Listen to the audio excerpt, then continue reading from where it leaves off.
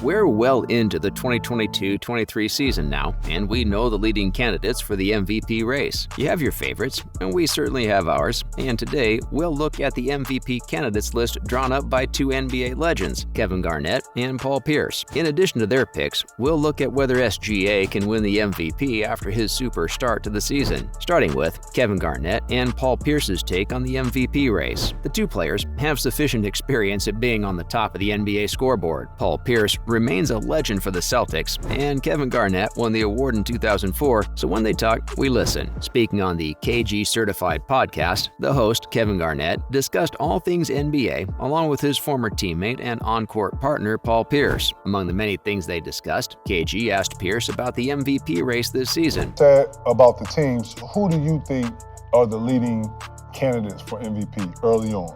To people's surprise, the answer from the former small forward was somewhat controversial. Pierce explained how the answer to the MVP race for him changes every week. That bit isn't controversial. It's the same for everybody, isn't it? So far this season, we've seen teams play roughly 17 to 18 games, and all of them still have at least 60 plus more games to play. So things will definitely change, and so will everyone's opinion about the MVP picks. However, the controversial bit from Pierce was about his third pick, where he went with Joel Embiid rather than Luka Doncic, who has been the favorite for the race for many analysts. The other confirmed pick from Pierce was Jason Tatum, not that controversial. And for the last one, the former Celtics legend went with Giannis Antetokounmpo. Now we'll take a look at their three picks individually. First up, Jason Tatum. Paul Pierce was very sure about Jason Tatum being in the conversations. Currently, in no particular order, Jason Tatum. It's an understandable pick because these are both former Celtics legends, and after the kind of season Tatum's having, you can accept the bit of bias that might be involved. The team record is the one thing that Tatum's got going for him that most other MVP candidates don't. He's the best player for the team with the best record in the NBA, and that must be worth something. Of course, historically speaking, that isn't the case, but Tatum's numbers are up there along with the other leading candidates, so it's a decent shout. More importantly, KG agreed with Pierce regarding Tatum because he likes that the superstar is playing defense a little bit too. All in all, it's a smart pick, and Boston fans will certainly be made up with this one. Next up, Joel Embiid. This is the controversial bit, but it shouldn't be this controversial because based on the last couple of seasons, Embiid's at least at the top three, and this season he's been sensational just as well. The disagreements are seeping in mostly because of Luka Doncic. He has been so good this season that it's almost a sin to keep him out of the discussion and not name him in the top three candidates. But as Pierce explained, the list changes every week. It's possible that the 59-point performance from Embiid changed the playing field and convinced Pierce to put him in the top three. It's starting to get thick because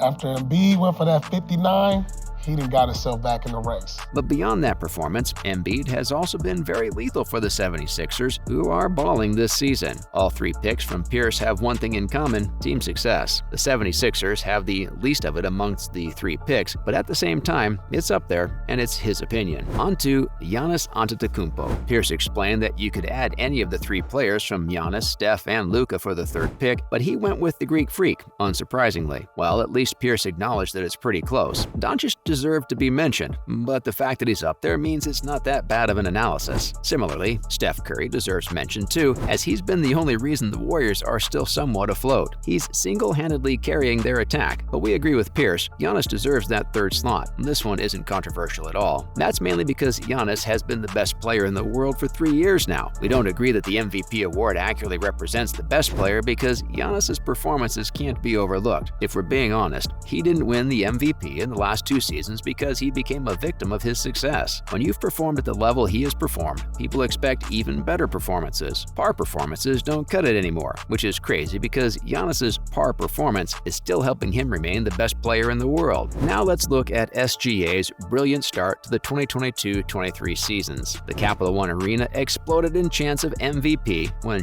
Gilgeous-Alexander jogged off the court after a brilliant 42-point performance. It was even more incredible when the Washington Wizards faithful joined the chorus because that rarely happens. It's even rarer when it happens to a player plying his trade for a team set for the lottery for the 3rd straight season. But unlike Pierce, we'll put the team performances and results aside because that's unfair to someone as good as SGA is this season. He's the only player to average 30 points with 50-40-90 splits so far this season, and if he maintains that brilliance, SGA will become the only one to do so since Steph Curry managed it back in 2015-16. The 24-year-old ranks 3rd in scoring scoring with 32.3 ppg and has been extremely dominant on offense. Similarly, SGA has been coming up with 4.8 rebounds and a staggering 6.3 assists per night, along with those scoring splits and numbers. That's just outrageous if you ask us. But it somehow gets even better when you consider his contributions on the other end of the court. Throughout the season so far, Gilgeous-Alexander has been averaging 1.8 steals and 1.4 blocks per game. Considering his dynamic going forward, these numbers seem even more mind-boggling.